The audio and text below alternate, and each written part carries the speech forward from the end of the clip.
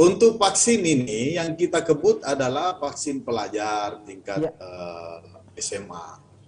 Untuk anak SD kan belum, sambil menunggu ketersediaan vaksin yang khusus untuk anak SD.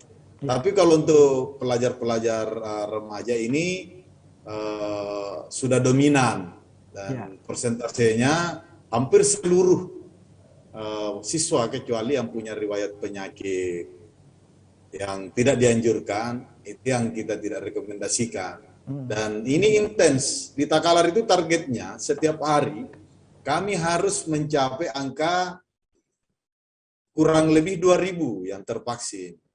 Supaya herd immunity-nya sampai angka 70% ini bagi warga Takalar harus kita realisasikan. Kalau kita lihat Eropa sudah melaksanakan pertandingan bola di stadion itu tidak pakai masker lagi karena herd immunity-nya sudah dia capai. Ya, ya, ya. Ya, itu tujuan kita menggenjot kerjasama kolaborasi dari Polri, TNI, Pemda melalui Dinas Kesehatan. Ini tiap hari kami berdampingan sama-sama mensisir desa ke desa. Dengan target Seperti itu, minimal 2.000 per hari tuh Pak Sekda ya. minimal 2.000 per hari targetnya di Ya, Takalar. sekarang sudah berapa persen Pak Sekda totalnya kira-kira? Posisi angka sekarang ini menghampiri 50%. 50%. Target kita itu kan hanya 70% warga. 70%. Ya. Iya. Berarti mungkin 2021 ini sudah akan tercapai tuh. Kira-kira paling telat itu di 2022 sebelum semester pertama lah. Awal, oh ya, gitu ya. Ya. Oke. Pak Sekda ini kan seperti yang Pak Hasbi tadi katakan bahwa selama pandemi ini Kabupaten Takalar sekuat mungkin melakukan kebijakan sehingga sektor kesehatan dan ekonomi tetap beriringan jalan bersama. Ya, kalau boleh kami tahu sektor-sektor apa saja yang cukup membantu pertumbuhan ekonomi di Takalar selama era pandemi ini, Pak Sekda? Iya, jadi hampir di seluruh Indonesia yang paling banyak membantu itu di sektor pertanian.